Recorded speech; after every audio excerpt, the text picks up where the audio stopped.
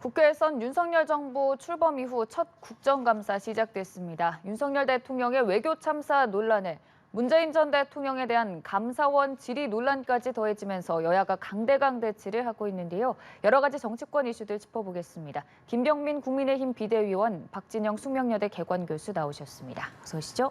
안녕하세요.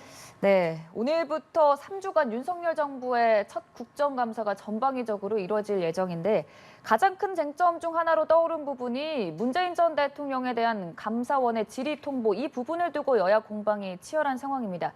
감사원의 조치에 대해서 우선 적절하다고 보시는지요? 예, 이 문제는 많은 국민들이 알고 계신 것처럼 대한민국 국민이 차가운 서해 바닷가에서 북한으로부터 총격을 받고 사망한 사건, 또 더군다나 시신이 불에 태워지게 되는 북한의 만행까지 있었던 일이기 때문에 여기에 대한 진실을 규명하는 일이 중요하다고 많은 사람들이 목소리를 높이는 거 잘 알고 있을 겁니다. 네. 더군다나 유족이 있는 상황인데요. 어린 아들이 당시 문재인 대통령에게 보냈던 편지, 또 문재인 대통령이 보냈던 답장 속에서 사건의 진실을 규명하기 위한 노력들을 철저히 하겠다고 이야기를 한 바가 있기 때문에 왜 어떤 경위로 그 당시에 구조의 골든타임을 놓쳤는지를 분명히 알아볼 필요가 있다고 생각을 하고, 두 번째로는 이 사망을 당하게 됐던 서해 공무원에 대해서 월북이라고 하는 낙인을 찍게 됐던 두 가지 상황들에 대한 진실을 규명하는 일, 감사원이 조사를 하고 있는 상황으로 볼 수 있는데, 여기에 대한 서면 조사에 대한 답변조차 하지 않게 되는 이유에 대해서 오히려 더 큰 의구심이 커지는 것은 아닌지 걱정과 우려가 커진다 말씀드립니다. 네, 우선 서해 공무원 피격 사건에 대한 진실 규명을 위한 절차상의 과정이었다는 말씀이신데요.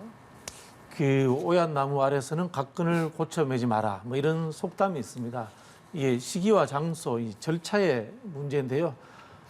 윤석열 대통령의 이제 외교 참사가 국민적인 이슈가 되니까 그걸 덮으려고 하는 흔히 하는 말로 국면 전환, 좀 거칠게 표현한 물타기가 아닌가, 뭐 그런 좀 의혹이 있는데요. 이게 왜 그러냐면요. 첫 번째는 이 감사원에서 이런 중요한 사안들을 감사를 할 때는 감사위원회라는 의결기구의 절차를 거쳐야 됩니다. 근데 지금 진행되는 거 보면요. 감사원 원장 직권으로서 일상적 공직 활동에 대한 감사, 이런 식으로 해서 진행이 되고 있습니다. 대통령이 이미 퇴임을 했는데 일상적 공직 활동에 의한 감사의 대상이 되는지도 좀 애매한 측면이 있고요. 그리고 또 한편으로 보면은 서훈 국정원장, 박지용 국정원장 등 대통령보다 낮은 직위에 있는 사람들에 대한 서면 조사가 이루어지지 않았습니다. 그리고 또 마찬가지로 문재인 대통령과 같이 일했던 비서실장이라든가 아니면 또 이 사안에 대해서 알 수 있는 안보실장이라든가 이런 분들에 대해서도 조사라든가 감사 이런 것들이 전혀 이루어지지 않았습니다. 우리 보통 일방적으로 기업에 대해서 수사를 한다, 감사를 한다. 그럼 실무적인 감사들을 다 하지 않습니까? 그리고 최종적으로 CEO에 대해서 소환을 한다거나 통보를 합니다. 그런 절차 없이 갑자기 건너뛰어가지고 문재인 대통령에게 서면 질의서가 간 겁니다. 과정이 완전히 생략된 거고 절차적으로도 미흡한 점이 존재하는 거죠. 그렇다 보니까 이것은 전형적으로 정치적으로 이루어진 판단에 의해서 대통령을 흔히 하는 말로 욕보이려고 하는 것이 아닌가라고 이렇게 의심을 살 수밖에 없는 거죠. 네. 문 전 대통령 측에서 질문서 수령을 거부한 이유에 대해서 절차상의 비약을 좀 들어주셨는데 당시에 국정원장 등 좀 아랫라인에 대한 수사를 건너뛰고 문 전 대통령 측에게 바로 통보를 한 이유 뭐라고 보면 될까요? 이 내용들은 고발을 통해서 수사도 함께 진행되고 있는 사안 아니겠습니까? 서훈 국정원장을 비롯해서 당시에 있었던 중요한 직책에 있는 사람들에 대한 검찰의 조사도 향후 진행이 되지 않을까 생각이 됩니다. 이 문재인 대통령이 당시에 있었던 최종 의사결정권자로서 어떤 방식의 보고가 있었는지, 또 보고 이후에 적합한 조치가 취해졌는지, 그리고 그 뒤에 관련된 문건 등에 대한 기록, 삭제 등의 위법한 행위들은 없었는지를 묻기 위해서 문재인 대통령에게 서면으로 관련된 조사를 통보하고 개략적인 사실들을 받아들이는 게 정치적으로 어떻게 전직 대통령을 욕보이는 것인지 잘 이해가 되지 않는다 말씀을 드리고요. 과거에 이명박 전 대통령에 대한 감사가 문재인 정부에서 진행됐던 적이 있습니다. 이미 4대강에 대한 감사는 벌써 3차례가 진행됐던 감사 결과임에도 불구하고 다시금 4번째 감사가 진행된 적이 있었고, 이에 대해서 서면 조사가 아닌 대통령에 대한 출석에 대한 조사까지도 검토했던 게 지난 정부에서 있었던 사안들이거든요. 그러니까 과거에 있었던 일들에 준하여 봤을 때 분명한 사망한 유족이 있는 사건 과정 속에서 이 일의 진실을 밝히기 위해 개략적인 사실을 묻는 일에 대해서 너무 정치적인 문제로 몰고 가게 되는 야당 행태를 보니까 당시에 뭔가 국민에게 알려서는 안 되는 심각한 문제가 있었던 것은 아닌지 오히려 더 큰 의구심만 증폭된다 이렇게 말씀을 드릴 수밖에 없습니다. 네, 말 그대로 윗선에 보고하고 이 과정에서의 진실 규명을 위한 조치. 말씀하신 이명박 대통령에 대한 감사 부분이라는 것들은 그 당시에 4대강 관련해서 실무자들에 대한 조사, 감사, 수사 엄청나게 진행된 이후에 최종적으로 이명박 대통령에게 내용이 갔다는 것을 말씀을 드리고요. 방금 말씀하신 것처럼 이 사안이 검찰에서 만약에 수사를 한다면은 수사를 중심으로 진행돼야 될 건데 왜 감사원이 지금 퇴직한 공무원입니다. 문재인 대통령도 그런 상황에서 감사원이 나서서 하느냐라는 것에 대해서 윤건영 의원이 그 지적을 한 거고요. 이것 자체가 감사원이 지금 과도하게 이 행정부의 눈치를 보면서 흔히 하는 말로 줄서기 하는 거 아닌가 이런 느낌까지 지울 수 없는 겁니다. 네. 네.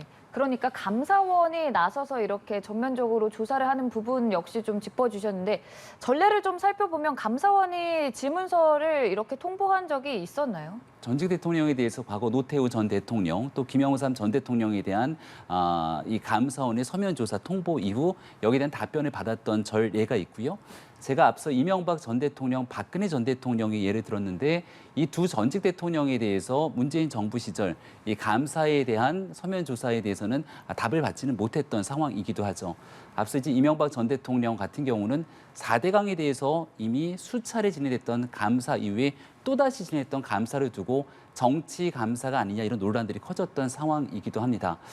지금 이 문제를 문재인 대통령, 전 대통령이 직접 관련된 내용들을 밝힌 것이 아니라 윤건영 의원이 대신해서 관련된 입장들을 피력하는 모습들을 우리가 지켜볼 수 있었는데요. 윤건영 의원 같은 경우는 이 서해 공무원 피격 사건에 관련해서 전 정부가 월북자로 낙인 찍었던 모습에 대해서 왜 월북으로 정황되는 의심되는 정황이 있는지를 본인이 적극적으로 소명했던 정치인 중에 한 명입니다.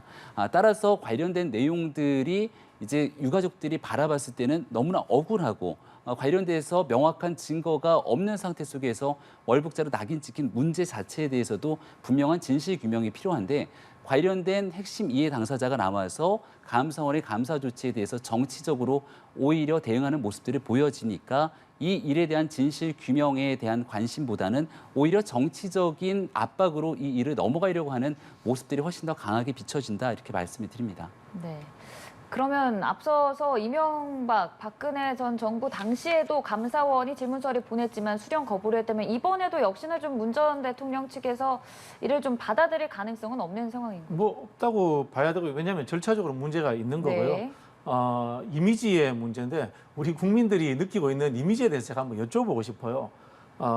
그 당시에 이제 노태우 대통령 같은 경우에는 율곡비리라고 해서 34조 사업입니다.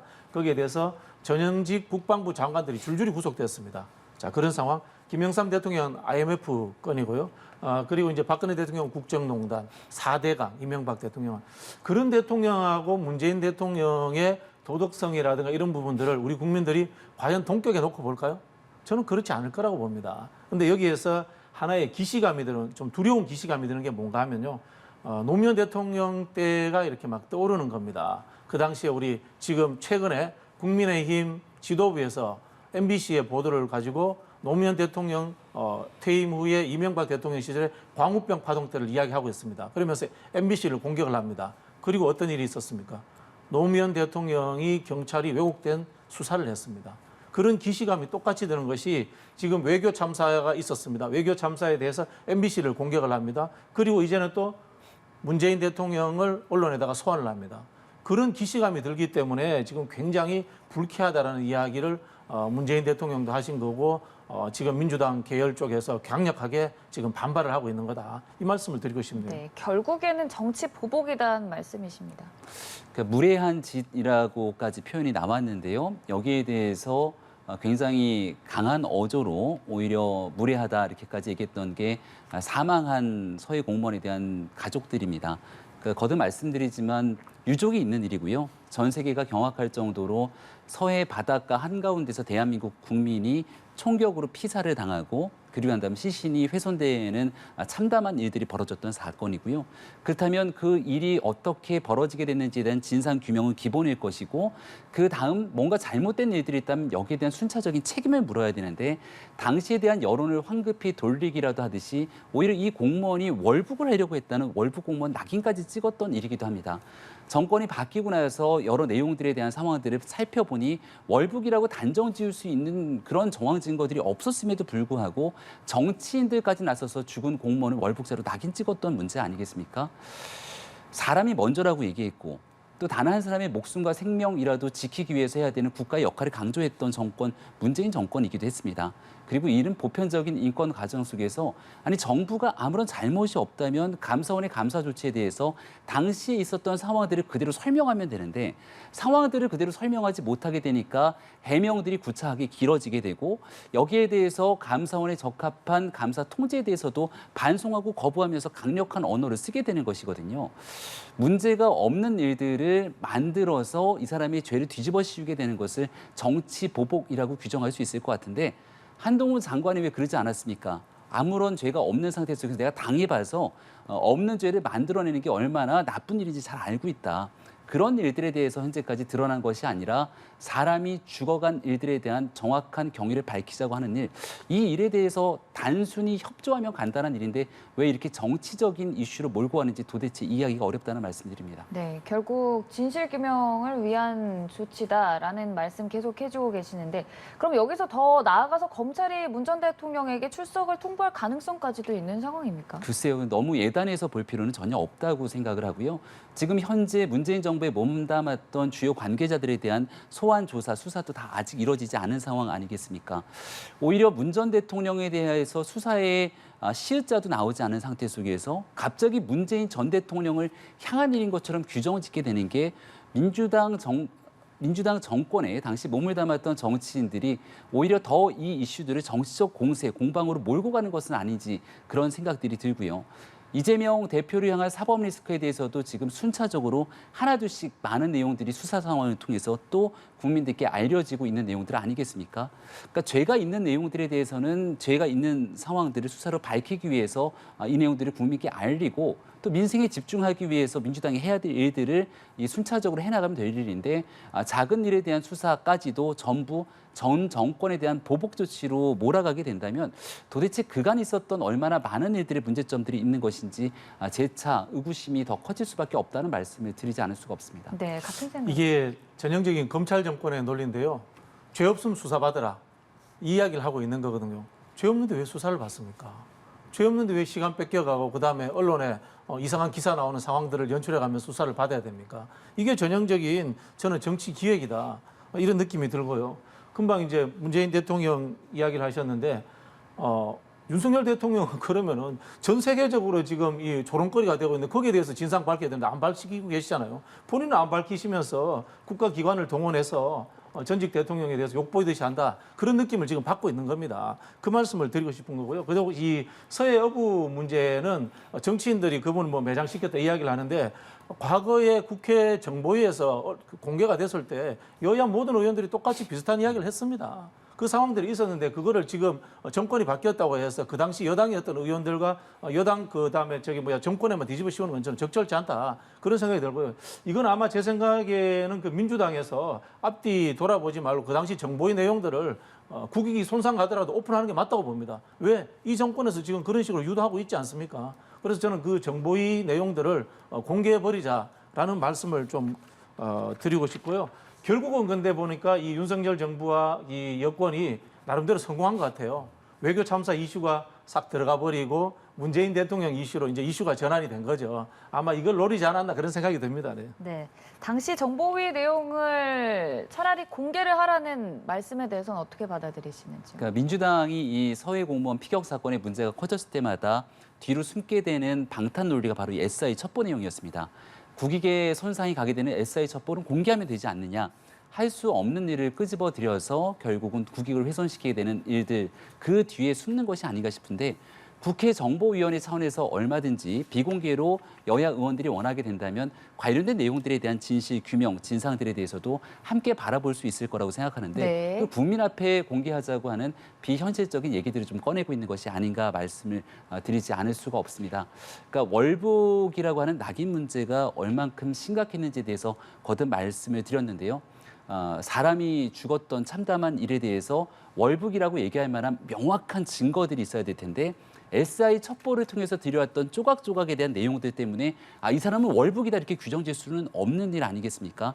더 훨씬 신중하게 접근해야 되는 일이었음에도 불구하고 특히 앞서 얘기 드렸던 윤건영 의원 같은 경우는 언론의 이 인터뷰를 통해서 왜 이 서해 공무원이 월북에 대한 정황들이 있는지 요목조목 설명까지 해왔기 때문에 지금 문재인 전 대통령을 향한 감사 내용 속에서 윤건영 의원 등 핵심적인 관계자들이 함께 나와서 정치적인 공세를 오히려 역으로 펼치게 되는 것은 감사를 통한 진실 규명을 회방하는 행위로밖에 비춰지지 않는다 이렇게 말씀드립니다. 국가 정보라든가 이제 국익을 위한다는 그런 말씀을 하셨는데요. 2012년도 대선 와중에서 노무현 대통령이 김정일 위원장과 만났을 때의 NLL 발언, 그거 오픈한 사람이 국민의힘이에요. 국민의힘 의원들이 그 당시에 오픈했습니다. 사실은 국익을 해쳐가면서 오픈한 겁니다. 그런 전사가 있는 정당인 겁니다. 그런 말씀을 하실 저는 좀 자격이 없다 이런 생각이 들고요. 한편으로 보면은 지금 민주당이 아직도 이 여당으로 좀 착각하고 있다 이런 생각이 들어요. 보니까 지금 이 국익이라든가 이런 부분에 대해서 너무 배려하고 있어요. 윤석열 정부에 저는 과도하게 배려하고 있다 이런 생각이 듭니다. 그 당시에 김무성 의원이 했던 NLL 발언들이 있지 않습니까? 거의 공개한 거 아닙니까? 그런 거 민주당도 스스럼없이 지금 해야 될 정도로 지금 몰리고 있다. 지금 이 정부가 하는 행태가 저는 뭐 그런 생각이 듭니다. 네. 참 여야의 대치가 거세지고 있는 상황인데 이런 가운데 윤석열 대통령이 오늘 감사원의 운영에 대해서 대통령이 뭐라고 언급하는 것은 적절치 않다라는 말을 했습니다. 어떻게 들으셨는지요? 뭐 적절치 않죠. 맞는 말입니다. 맞는 말입니다. 감사원이 사실은 헌법기관이기 때문에 대통령이 임명하지만은 이 감사를 시작하고 종결하는 문제에 대해서 대통령의 의중이 실렸다면 이건 역시 상당히 그 국정 운영에서 문제가 되는 상황이다. 이렇게 말씀을 드리고 싶고요. 근데 이제 하나 이게 뭐 언론에 나온 가십 수준인데 이게 뭐 확인은 안 됩니다만 좀 네. 문제가 되는 이런 이야기였습니다. 현직 감사원장이 감사원장실에 국정 목표를 표고를 해서 붙여놓고 있대요. 뭐 언론에 나온 이야기입니다. 독립적인 헌법기관의 장이 행정부의 국정 목표를 표고를 해서 붙여놓는다.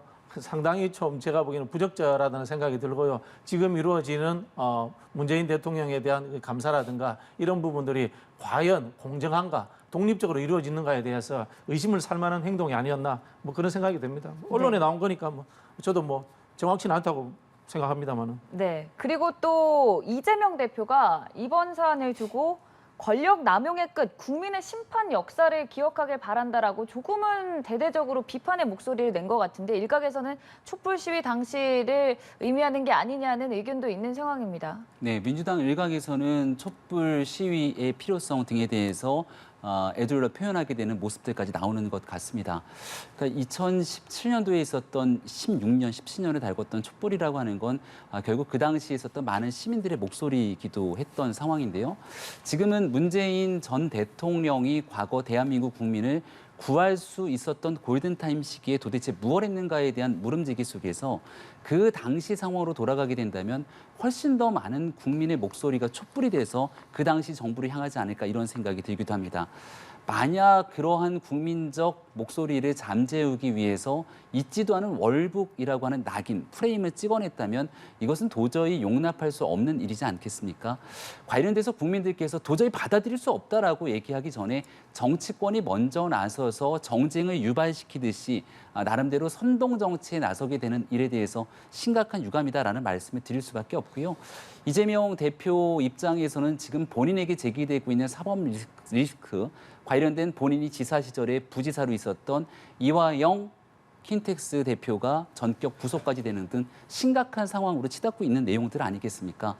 여기에 대해서 지금 현재 진행되고 있는 감사, 수사, 정권에 이뤄지고 있는 이런 행위들 전체를 정치적으로 비판하기 시작된다면 본인에게 제기되고 있는 혐의들에 대한 물타기성 성격으로 이런 정치 공세를 가한다고 밖에 보여질 수밖에 없기 때문에 관련된 내용들에 대해서 진실을 밝히는 행위들, 그리고 정치적인 선동의 과정들을 좀 분리할 필요가 있다고도 말씀을 드립니다. 지금 국민의힘에서 그 당시에 월북이라고 단정지었던 것이 문제가 있다고 이야기를 하고 있습니다만은 역으로 제가 봤을 때는 월북이 아니라고 단정짓는 것도 문제가 될 수 있습니다. 거기에 대해서는 나중에 국익 송영의 문제라든가 어떤 책임을 질 겁니까? 근데 국민의힘은 그런 것들에 대해서 책임지지 않는 정당이에요. 제가 앞에서도 말씀드린 것처럼 2012년도에 김무성 의원이 NLL 양보반을 했다 노무현 대통령이 그 이야기를 수도 없이 했습니다. 근데 결국은 그 발언을 공개를 했습니다. 국익을 훼손시키면서 무슨 국익이 훼손됐겠어요?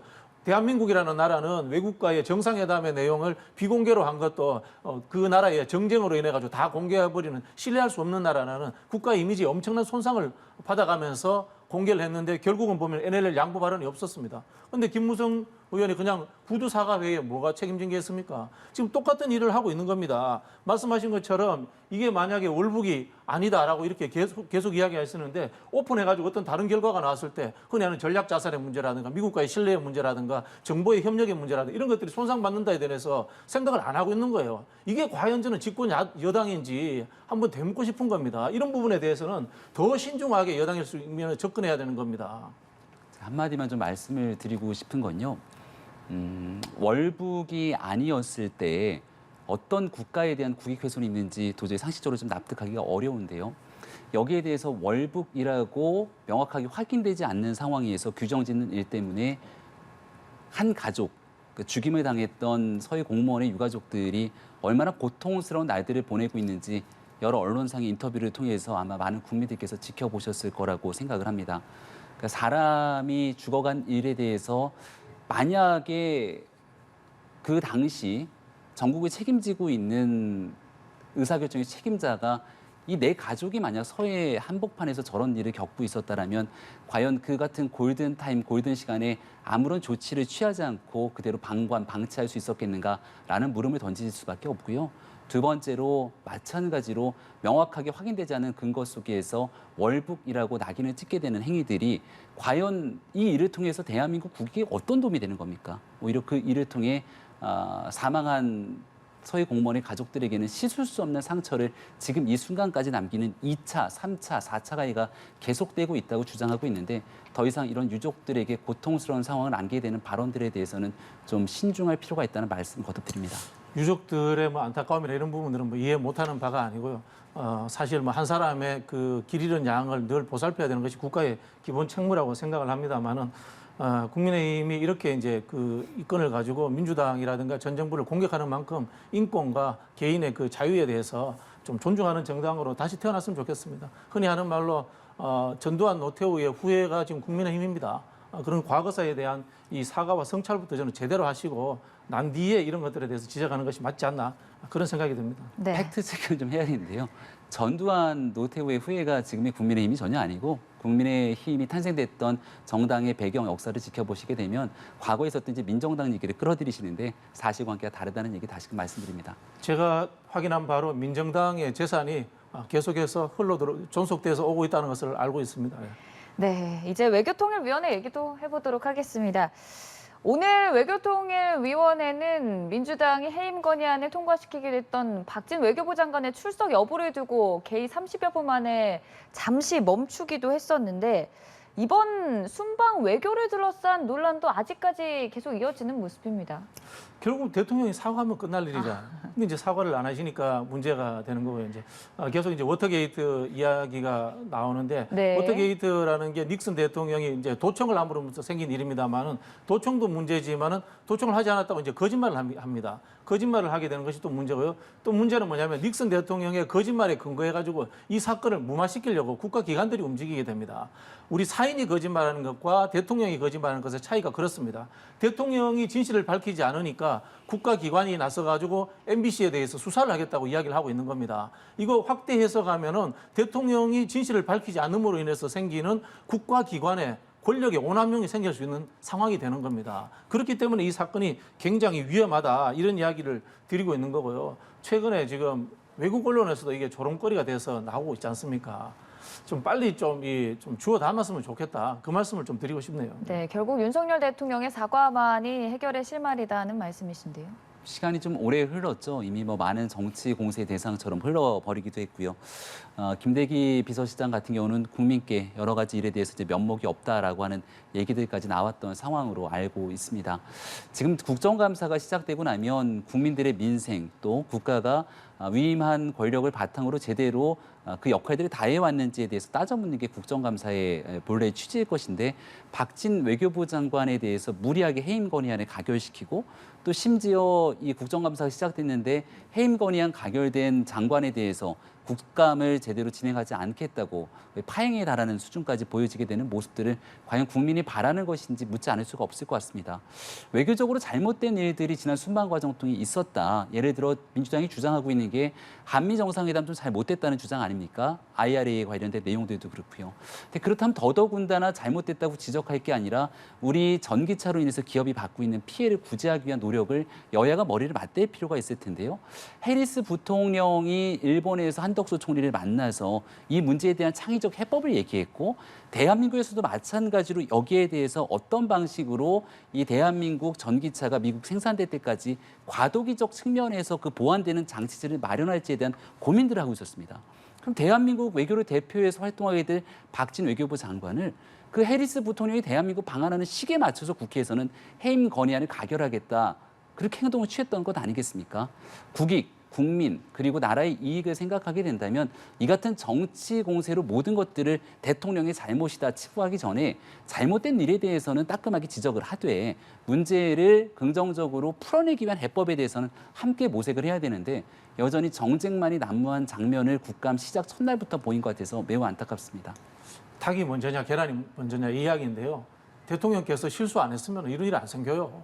지적할 일이 없어요. 그거 아닙니까? 그리고 대의민주주의라는 게 잘못해서 지적을 하면 거기에 대해서 책임을 져야 됩니다. 그게 국정을 운영하는 자세입니다. 자, 그 박진 외교부 장관 보고 사퇴하고 하라는 것은 대통령 보고 사퇴하라고 할 수 없으니까 한 거예요. 그래서 이 사건의 실수의 책임자는 대통령입니다. 대통령인데 근데 대통령을 5년 동안 이제 국민들이 그 권력을 위임해 줬는데 함부로 사퇴하라 이야기 힘드니까 거기에 대해서 대신해서 장관이 사퇴하라 이야기 하는 거 아닙니까? 원래 대통령제 국가에서 장관이라는 것은 참모이기 때문에 대통령의 일에 대해서 어느 정도 책임을 나누어지는 겁니다. 그런 측면에서 박진 장관을 사퇴하라고 한 건데 사퇴하지 않으니까 계속해서 이것이 만들어지는 거고요. 금방 이제 국정감사 이야기 하셨는데요. 저도 답답합니다. 뭐 한 개 있어야지 국정감사를 하죠. 수사하고 감사 외에 이 정부가 5개월 동안 한 게 뭐 있습니까? 감사할 게 없습니다. 그러니까 결국은 수사, 감사, 대통령의 실수 이런 것들을 가지고 정쟁이 될 수밖에 없는 거예요. 제가 늘 그런 이야기 합니다만은 문재인 정부 이 당시 5개월, 6개월 때 소득주도 성장으로 가지고 야당한테 비판 많이 받았습니다. 박근혜 대통령 창조경제 해가지고 그 당시 민주당과 막 논쟁이 있었습니다. 이명박 대통령들은 뭘 했습니다. 근데 한 게 없습니다. 수사감사 외에는 모든 뉴스가 지금 수사감사로 채워지고 있지 않습니까? 그런 상황이니까 국정감사도 똑같이 그 수사 외에, 그 감사 외에 이런 식으로밖에 논쟁이 될 수밖에 없는 겁니다. 뭘 좀 일을 좀 최소한이라도 하는 정부가 됐으면 좋겠어요. 국정 발목을 잡고 싶어도 국정에 발목이 없어요, 진짜. 네, 계속해서 반론을 좀 네. 예, 짧게 드리고자 한다면 2017년 5월 9일 대통령 선거를 통해서 10일 당선이 되고 난 다음 문재인 정부는 인수위 기간이 없이 정부를 출범시키지 않았습니까? 그 당시 문재인 정부가 시작하게 됐던 국정 과제 속에서 가장 최우선순위를 삼았던 게 바로 적폐청산이었죠. 한 일이 없다라고 그 당시 소득주도 성장 등을 말씀을 이제 주셨지만 기실상으로 소득주도 성장은 나중에 이제 완전히 정권에서도 얘기를 꺼내지 않은 용어가 돼버렸고요. 그 해를 둘러싸고 있는 첫 해, 둘째 해에 이르기까지 지난 정권, 심지어는 그 지난 정권까지인 이명박 정부에 이르기까지 적폐청산 광풍이 대한민국에 휩쓸었던 적들을 기억하게 된다면 지금 있게 되는 수사 상황들이 그토록 과한지에 대해서 한번 비교를 해봤으면 좋겠다 말씀을 드리고요. 취임하고 난 뒤에 용산으로의 대통령실 이전부터 시작돼서 과거 정부 속에 나타났던 부동산 문제 해결에 대한 해법을 찾아내는 일, 국민들 민생 삶에 관련된 여러 가지 일들을 하고 있죠. 다만 민주당 입장에서는 그런 정권의 일에 대해서는 관심이 잘 가지 않고 오로지 전 정부 본인들에 해당되는 수사에 대해서만 전전긍긍하는 모습을 보이고 있기 때문에 이 정부가 한 일이 없고 수사가 너무 과하다라고 하는 주장들을 계속 반복하는 게 아닌가 싶습니다. 청와대 이전을 국민들이 잘하는 업적이라고 인정을 해줄까요? 저 동의가 도저히 안 되고요. 인수위 이야기 하셨는데 인수위까지 하셨으면은 그 당시에 정부 조직 개편안 내놨어야죠. 지금 5개월, 6개월이 지나가지고 정부 조직 개편안 내놓는 거 이게 뭡니까? 인수위 때 아무것도 안 했다는 이야기잖아요. 진짜 인수위원장 누가 했는지 참 궁금합니다, 진짜. 네. 우선 이 국정감사와 관련해서는 이 순방 외교 과정에서 계속해서 박진영 교수께서는 윤석열 대통령의 언행에 대한 비판의 목소리를 내고 계시는데 공교롭게도 리얼미터 여론조사 결과를 보면은 순방 외교 이후에 9월 넷째 주 윤석열 대통령에 대한 긍정평가가 31.2%로 그 전주 34.6% 대비 3%포인트 정도 조금 떨어졌습니다. 이게 어찌 보면 순방 외교 과정에서의 부정적인 여론이 반영이 된 건지 아니면 좀 일시적인 움직임인지 어떻게 분석하시나요? 순방의 논란이 컸던 거는 이 부인할 수 없는 주제의 사실 아니겠습니까? 네. 그리고 그 문제가 불거졌을 때 이제 최종적으로 바이든이 아니라 날리면이라고 대통령실에서 정정을 했는데요. 그 일이 있기까지 시간들이 좀 길었죠. 뭐 전역에 있었던 상황 그리고 외교 현장에 있었던 여러 가지 여건들을 고민해 보더라도 조금 더 시급한 상황에서 대통령의 발언이 그런 뜻이 아니었다고 좀 조정을 해주고 그리고 난 다음 있었던 일들에 대한 일부 유감 표시를 했다라면 좀 자연스럽게 넘어갈 수 있는 국면들이 있지 않았을까 생각을 합니다. 전체적으로 국민들께서 지켜보시기에는 뭐 교수님도 그렇고 누구나 다 말씀 주시지만 경제 그리고 지금 있게 되는 주식에 관련된 투자했던 자본에 관한 문제 또 부동산 거래가 거의 완전히 멈춰선 현재 상황 속에서 느끼는 삶에 관한 고통이 굉장히 큰데 이런 모든 일들이 정치 뉴스를 다 뒤흔들게 되는 일들에 대한 부정적인 여론이 컸던 것 같고요. 여당과 야당의 기준으로 봤을 때는 결국 모든 일들에 대한 무한 책임은 여당이 질 수밖에 없는 것이고 현재 상황 속에서 문제를 풀어내는 해법을 모색하는 것도 결국 정부의 역할이 될 수밖에 없기 때문에 따끔한 경고의 메시지를 여론조사 지표를 통해 나타난 거라고 생각합니다. 네. 저는 저 정도 여론도 많이 나오는 거라고 봐요. 많이 나오는 거 보는데 저 여론이 나온 이유가 저는 대통령실과 여권이 가지고 있는 잡아떼기 전략 그리고 이제 MBC에게 덮어씌우기 전략 이런 걸로 보수층들을 활성화시킨 측면이 있다. 그런 생각이 듭니다. 지금 이 리얼미터 여론조사와 갤럽 여론조사가 차이가 좀 납니다. 그건 뭐냐면 제가 알기로 리얼미터 여론조사는 아마 ARS 여론조사일 겁니다. ARS 여론조사는 작년부터 이 보수층들의 응답률이 상당히 높아요. 보수층들의 응답률이 높아지는 것들은 금방 말씀드린 것처럼 이 여권에서 이 책임을 오히려 야권과 언론에다가 뒤집어 씌우는 전략을 통해 가지고 핵심 지지층들이 여론에 빨리 응답하도록 이렇게 활성화시킨 전략이 좀 어느 정도 먹혔다 이런 생각이 드는데요. 다만 이제 이런 전략들이 이 중도층이라든가 지지율을 보다 상승시키는 데는 작동하지 않을 거라고 봅니다. 왜냐하면 좀 더 폐쇄적인 공간 속으로 들어가기 때문이거든요. 결국은 이러한 상황들은 박근혜 대통령 말기 때 찐박 논쟁하는 식으로 그런 식의 하나의 극단적 핵심 지지층 중심의 정치로 흘러가는 하나의 저는 이 중간적인 전환점이 될 수 있다. 이런 측면에서 정권에게 굉장히 위험 신호가 될 것이다. 뭐 그런 생각이 듭니다. 네. 하신 말씀. 예, 지지율이 이제 갤럽 여론조사도 그렇고 리얼미터 여론조사도 안 좋은 방식으로 나오기 시작했습니다만 지난날 윤석열 대통령의 여름 휴가를 다녀오기 전에 마지막 저점을 찍었던 지지율이 아마 그 정도 상황이지 않은가 싶습니다. 잘못된 일들이 드러났을 때 여론의 안 좋은 지표 신호가 나타나게 되는데 또 심기일전하고 국민을 바라보면서 노력하는 과정들을 거치게 되면 다시금 여론조사, 국민의 마음들은 또 되돌릴 수 있지 않을까 생각을 하고요. 문제가 되고 있는 여러 가지 내용들은 사실 국정을 운영하는 본질에 관련된 일들은 아니라고 생각을 합니다. 제일 중요한 건 경제에 관한 문제, 부동산에 관한 일들, 또 국민들의 실생활, 취업과 일자리에 관한 이 많은 민생 삶에 관련된 일들인데요. 앞서 문재인 정부의 부동산 문제가 너무나 심각했기 때문에 5년 만에 정권 교체라고 하는 국민적 그런 바람에 직면하게 된 것 아니겠습니까? 윤석열 정부 들어서 각종 대외 지표, 대내외 환경들이 너무 좋지 않기 때문에 이 위기를 극복해가는 정부의 실력 있는 리더십이 되게 중요할 텐데요. 지금 나타나고 있는 여론조사 속에서 항상 부정적인 지표가 나타날 때는 그런 본질적인 문제보다는 다소 지엽적인 문제가 훨씬 더 큰 뉴스를 잠식했고 이 일로 국민들께 제대로 된 대응을 하지 못해서 실망을 드렸던 적들이 여러 번 나타난 것 같습니다. 다시금 과거에 무엇이 잘못됐는지를 좀 돌아보게 된다면 국민들께 두 번 다시 실망을 드리지 않도록 지엽적인 문제들은 좀 조정을 하고 본질에 해당되는 지금의 어려운 경제 위기를 극복할 수 있는 일에 집중하게 된다면 윤석열 정부를 출범시켰던 국민들의 마음들 다시금 또 되돌릴 수 있는 기회들은 얼마든지 있다고 생각합니다. 네. 한편으로는 이제 동의가 됩니다. 동의가 되는 게 정책이라든가 그 국정비전 이런 걸로서 서로가 논쟁해야 되는데 이게 이제 지금 문제가 되는 게 비본질적이다는 부분에 대해서는 약간의 좀 이견이 있습니다. 왜냐하면요, 대통령의 리더십의 문제거든요.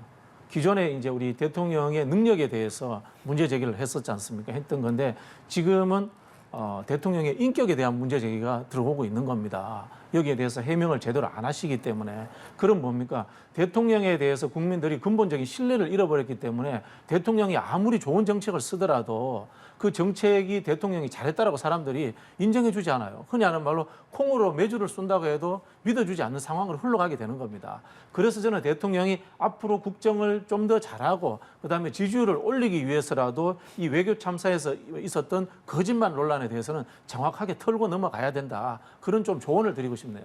네. 두 분 모두 계속해서 민생 정치가 이루어졌으면 좋겠다는 말씀을 해주셨는데 이번 국정감사 때 또 다른 정쟁거리로 떠오른 부분들 중 하나가 이재명 대표의 성남FC 의혹, 이를 둘러싸고 전방위적인 수사망이 좁혀지고 있는 상황이고 또 여기에 반대로 민주당은 김건희 여사의 논문 표절 의혹에 대해서 강하게 공세를 퍼붓는 모습입니다. 참 이 강대강 대치가 계속되는 상황이거든요. 닭이 먼저냐 계란이 먼저냐 또 이런 이야기인데요. 사실 두 이야기 다 안 하면 좋죠. 두 이야기 다 안 하면 좋죠. 근데 야당 원래 이런 거 하는 겁니다. 야당 원래 이런 거 하는 건데 여당이 더 부채질하는 측면이 있어요. 그렇기 때문에 이런 이야기를 할 수밖에 없는 겁니다. 검찰이라든가 경찰의 수사라는 것은 공정해야 되지 않습니까? 승자라든가 패자에게 모두에게 다 똑같이 적용되는 것이 공정과 정의의 가치 아니겠습니까? 그런 부분들이 적용되지 않으니까 야당의 입장에서는 생존을 위해 가지고 적극적으로 공세를 취할 수밖에 없는 지금 그런 상황인 겁니다. 야당도 아마 답답할 겁니다. 야당이 얼마 전까지 여당이었기 때문에 국정 운영이라든가 정책에 대해서 굉장히 이해도가 높습니다. 그런 걸로 가지고 생산적인 비판하고 합의도 도출하고 그렇게 하고 싶습니다. 그렇기 때문에 이재명 대표가 당선되자마자 영수회담까지 제안을 했지 않습니까? 근데 그런 여지를 지금 이 여당과 검찰 정권에서 남겨두질 않아요. 지금 그게 현 상황입니다. 야당도 답답할 거라는 말씀에 일부 동의를 하는 게요. 이재명 대표가 아니라 혹시 다른 인물이 민주당의 당대표가 됐었으면 이렇게 답답할 일은 별로 없지 않았을까라는 생각이 들기도 합니다. 왜냐하면 지금 이재명 대표에게 제기되는 사법 리스크에 관련된 많은 의혹들은 이미 민주당 전당대회에서도 다 나왔던 얘기이기 때문에 이재명 대표가 당대표가 되는 순간 이게 대표의 개인적인 리스크가 아니라 당 전체 위험으로 어려움으로 치환될 수 있다. 이런 우려들을 민주당 내에서 나왔던 이야기들입니다. 그러니까 있는 죄들이 있다고 고발도 되고 또 실질적인 수사가 들어갔던 일들을 야당의 대표가 됐다는 일만으로 수사를 접을 수는 없는 일 아니겠습니까? 그리고 분명한 피해자가 있는 사건들이 존재를 합니다. 우리가 대장동 관련된 일들 속에서도 대장동 때문에 피해를 봤던 사람들이 존재를 하는 것이고요. 지금 이 변호사비 대납 의혹의 한복판에 또 쌍방울이라는 기업이 떠오르고 있는데 이 쌍방울이라고 하는 기업의 지금 주식 현재 주가의 흐름들을 보게 된다면 상당히 기업 가치가 폭락하게 됐던 상황들, 과연 이 쌍방울이라는 기업에서 그동안 도대체 무슨 일들이 있었는지에 대해서 수사를 하지 않고 넘어갈 수가 없는 현재 상황까지 이런 측면들을 알 수 있을 겁니다. 과거에 대장동 문제가 처음 촉발됐을 때 그 대장동 문제가 나오기 직전까지 이재명 당시 시장, 지사는 본인의 성남시장 시절 최대 업적으로 이 대장동 문제를 언급한 바가 있었습니다만 하나 둘씩 이야기가 전개되면서 줄줄이 사람들, 주변에 가까운 사람들이 구속되기 시작하니까 그때부터 문제를 한 발씩 빼면서 과거의 주장들을 바꿔 말하게 되죠. 이 성남FC 관련된 내용들도 마찬가지입니다. 제3자 뇌물에 관련된 혐의를 바탕으로 결국 검찰의 수사가 계속 진행이 되고 있는데요. 여기에 대해서 성남FC 이득을 갖고 온 게 뭐가 문제냐고 얘기했지만 지금 나오고 있는 정황 속에서 이재명 대표와 가장 가까운 측근이라는 정진상 실장이 실질적으로 성남FC를 좌지우지한 것 아니냐 이런 증언들까지 나오고 있죠. 그렇다면 이재명 대표의 측근인 정진상 실장이 직접 성남FC에 개입해서 후원금, 모금과 그 활용 등에 대해서 실질적인 역할들을 하기 시작했다면 여기에 대한 기업에 특혜를 주고 후원금을 얻게 됐던 행위들에 대해서 적당히 넘어갈 수는 없는 일일 겁니다. 관련된 상황들에 대한 수사는 결과적으로 피해를 입고 있는 사람들에 대해서도 반드시 진실규명이 필요하다는 목소리가 높아질 수밖에 없는 만큼 이 일을 정쟁의 대상처럼 모든 것들을 뒤집어 씌우는 그러한 논쟁으로 끌고 가지는 않았으면 좋겠다는 생각입니다. 야당 대표가 수사에 성역이 없으면요. 대통령과 대통령 그 가족들에 대한 성역도 없어야 되지 않습니까? 근데 지금 우리 국민들이 보기 어떻습니까? 그게 수사가 공정한 것 같습니까? 김건희 여사 문제라든가 대통령의 장모님 문제라든가 여러 가지 수사들이 지금 진행되지 않고 있는 것들이 있지 않습니까? 그런 상황들에 대해서 동의가 안 되는 거예요. 공정은 승자에게만 공정한 게 아니고 패자에게도 공정해야 되는 겁니다. 그런 부분에서 저는 윤석열 대통령과 여당이 이런 말씀을 하실 자격이 없다 이 말씀을 드리고 싶고요. 그다음에 성남 FC 문제에 대해서 하나 좀 바로잡아야 될 거예요. 언론에서도 후원금이라고 계속 이야기하는데 후원금 아니에요. 정확하게 말씀드리면 광고비입니다. 광고비라는 말씀을 좀 이제 의의정정을 해드리고 싶고요. 윤석열 대통령도 검사 시절에 그런 이야기했습니다. 돈의 흐름을 보면 알 수 있다. 이재명 대표에 대해서 수많은 의혹 제기들 하고 많은 말들을 풀어놓습니다만은 돈이 들어갔다, 돈을 받았다라는 증거는 단 하나도 나오지 않고 있습니다. 그 말씀 드리고 싶네요. 네, 알겠습니다. 지금까지 박진영 교수 그리고 김병민 비대위원과 함께했습니다. 고맙습니다. 네, 고맙습니다.